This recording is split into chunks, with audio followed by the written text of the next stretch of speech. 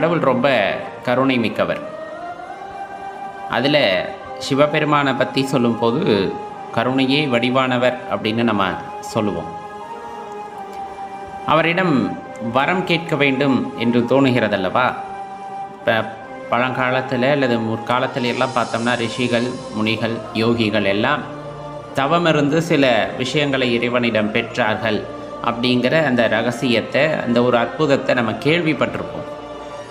அது எப்படி தவம் இருந்தார்கள், என்ன வரத்தை பெற்றார்கள், சிவபெருமான் எப்படி கொடுத்தார் அப்படிங்கிறது எல்லாம் ஒரு பெரிய விஷயமாக நமக்குள் இருக்கும். அது ரொம்ப எளிமையான விஷயம். அதாவது இந்த காலத்தில் நம்மளால் பெரிய பெரிய வரங்களை பெறுவதற்கு கடும் தவம் புரிய முடியவில்லை அப்படின்னாலும் சிறியதாக நமக்கு தேவைப்படுபவற்ற இறைவனிடமிருந்து கேட்டு பெற்றுக்கொள்ள முடியும். அதுவும் சிவபெருமானிடமிருந்து எளிதாக கேட்டு பெற்றுக்கொள்ள முடியும். அது எப்படி அப்படிங்கிறத தான் ரொம்ப சுருக்கமாக இந்த பதிவில் பார்க்க இருக்கும். ஆனால் இதுக்கு கொஞ்சம் பொறுமை, பக்குவம் தேவை. இதை பற்றி ஏதாவது சந்தேகம் இருந்தால் கீழே கமெண்ட்டில் கேளுங்க. அடியேன் நேரம் கிடைக்கும் போது ஒவ்வொன்றாக விடை சொல்ல கடமைப்பட்டிருக்கின்றேன். இப்போ நம்முடைய மனம் அப்படின்னு சொல்லக்கூடிய ஒரு விஷயம், அதுதான் கல்ப விருக்ஷா அப்படின்ற மாதிரியான ஒரு தோற்றமுடையதுன்னு வச்சுக்கோங்களேன். ஏன்னா அந்த கல்ப விருட்சத்தை பற்றி கேள்விப்பட்டிருக்கோம், எது கேட்டாலும் கொடுக்கக்கூடியது அப்படின்ட்டு. அப்போ அந்த மாதிரி நம்ம மனம் அப்படிங்கிற ஒரு விஷயம் பார்த்திங்கன்னா பெரிய அந்த கல்ப விருட்சம் போல்.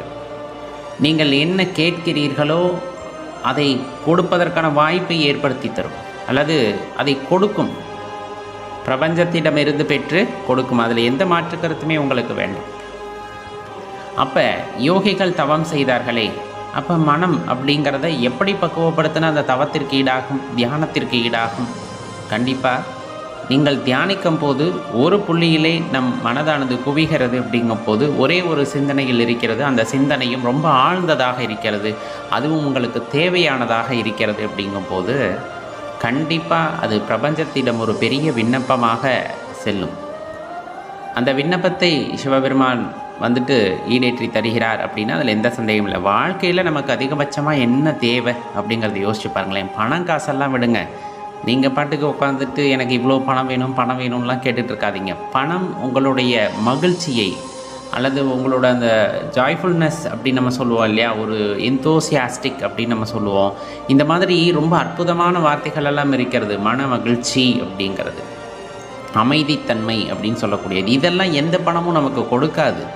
உடனே நமக்கு வேணும் அப்படிங்கிறத கேட்டு பெறணும்னா எல்லாத்து மனசுலேயும் இப்போ உடனே பணமாக இருக்கும், இல்லைன்னா வீடு, காரு, இந்த மாதிரி தான் இருக்கும். ஆனால் அடிப்படை தேவை என்ன? அடிப்படையில் நீங்கள் எப்படி இருக்க வேண்டும்? அமைதியாக இருக்க வேண்டும், சந்தோஷமாக இருக்க வேண்டும், பிறருடன் இணக்கமாக இருக்க வேண்டும். இதெல்லாம் எப்பொழுது நடக்கும் அப்படின்னா நம்முள் சில புரிதல்கள் ஏற்படும் பொழுது, நாம் பக்குவப்பட்ட நிலையிலேதான் இந்த மாதிரி எண்ணங்கள் எல்லாம் நமக்கு தோன்றும். மாறாக நாம் அதை விடுத்து பணம், பெயர், புகழ் இந்த மாதிரி போனோம் அப்படின்னா இப்போ நம்ம சொன்ன அந்த அமைதியோ சந்தோஷமோ எதுவுமே அந்த வாழ்க்கையில் இருப்பதற்கு இல்லை. சரி, இப்போ நான் கேட்டதை பெற வேண்டும், என்ன செய்யணும்? அதுதானே கேள்வி இந்த இடத்துல. இப்போ நம்ம மனம் ஒரு வினாடிக்கு 1000 முறை யோசிக்கும், 1000 விதங்களில் யோசிக்கும். அதுக்கான கோணம் அப்படிங்கிறதே ரொம்ப வித்தியாசமானது. பல கோணங்களில் யோசிக்கக்கூடிய, சிந்திக்கக்கூடிய ஆற்றல் அப்படிங்கிறது இந்த மனதிற்கு உண்டு. நான் இப்பொழுது என்ன யோசித்து கொண்டிருக்கின்றேன் அப்படின்ட்டு நான் சொன்னாலுமே அது பொய். ஏன்னா அடுத்த ஒரு ரொம்ப குறுகிய மணித்துளிகளிலே அது வேறு எண்ணத்திற்கு சென்றுவிடும். அப்போ இந்த மனம் அப்படிங்கிறது பல விதங்களில் இயங்குகிறது அல்லவா, பல கோணங்களில் இயங்குகிறது. இதையெல்லாம் கட்டுப்படுத்த வேண்டும். இதையெல்லாம் கட்டுப்படுத்தி ஒரே நேர்கோட்டில் பயணிப்பதற்கான வழிவகையை ஏற்படுத்த வேண்டும். ஒரே நேர்கோட்டில்னால் நம்ம தியானத்தின் மூலமாக ஒரே ஒரு எண்ணத்தில் நம் கவனத்தை குவிக்கும் பொழுது அது என்னாகும் அப்படின்னா ரொம்ப ஸ்திரத்தையானதாக மாறும். ரொம்ப அடிப்படையில் பார்த்திங்கன்னா ரொம்ப வீரியமானதாக மாறும் அப்படின்னு சொல்லலாம். இப்போ பல எண்ணங்கள் இருக்கும் பொழுது அதிலே ஒரு குழப்பம் ஏற்படும். எது எனக்கு வேண்டும் அப்படிங்கிற குழப்பம் வரும். இந்த டைலூட் ஆகிறது அப்படின்னு நம்ம சொல்லுவோம், வேதியியலில் சொல்லுவோம். கான்சன்ட்ரேட், டைலூட் அப்படின்னு சொல்லிட்டு நீர்த்து போதல் அப்படின்னு சொல்கிறது. இப்போ பல எண்ணங்கள் இருக்குது அப்படின்னா அது சக்தி இழந்து விடுகிறது. அந்த எண்ணம் அப்படிங்கிறது சக்தி இழந்து விடும்.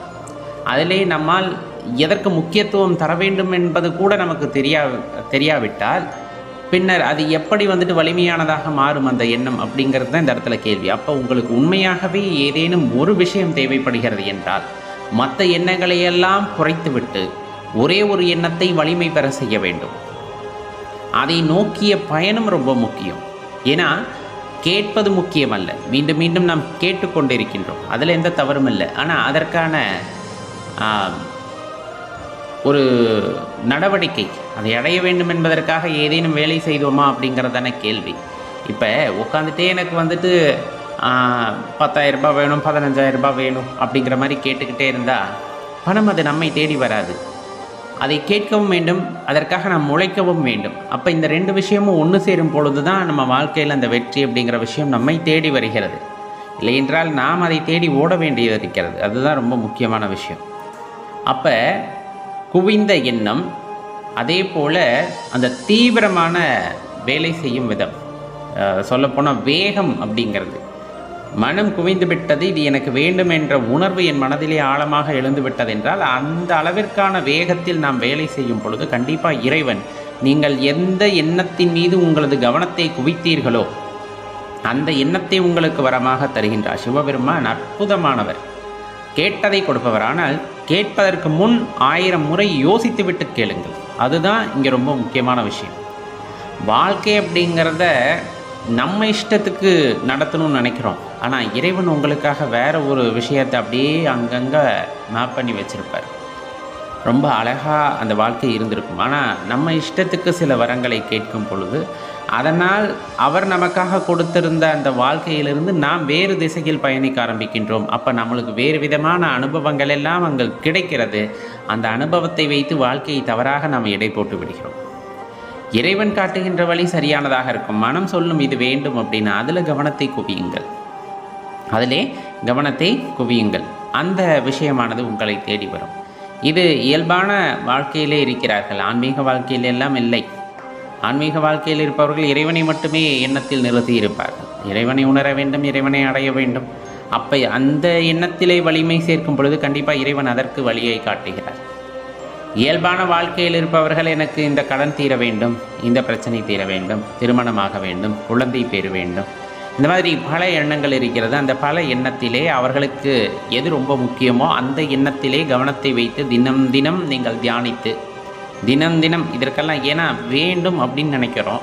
அப்போ கொஞ்சமாவது அதற்காக சிரத்தை எடுக்க வேண்டும் அல்லவா? அப்போ தினம் தினம் அதிகாலையில் எழுந்து அந்த கவனத்தை அந்த ஒரு புள்ளியிலே குவித்து என்ன வேண்டுமோ அந்த விஷயத்திலே உங்கள் கவனத்தை குவித்து இறைவனிடம் தொடர்பு கொண்டு கேட்டால் கண்டிப்பாக இறைவன் அந்த விஷயத்தை நமக்கு கொடுக்கின்றார்.